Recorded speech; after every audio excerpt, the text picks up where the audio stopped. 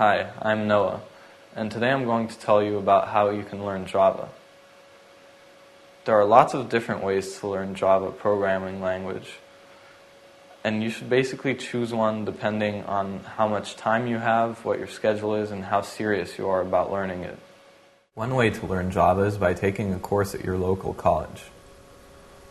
If financing for this is a problem, you can also address yourself to the financial aid office to see how you could go to college for a lower price or even for free.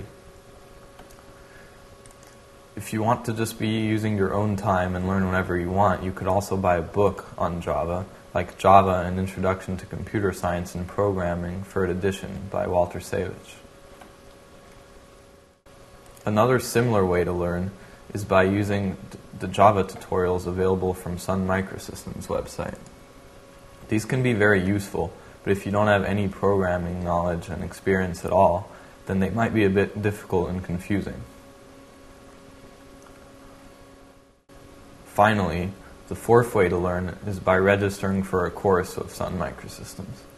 These courses are very expensive, but if you're serious about learning web programming with Java, then this is a good way to go.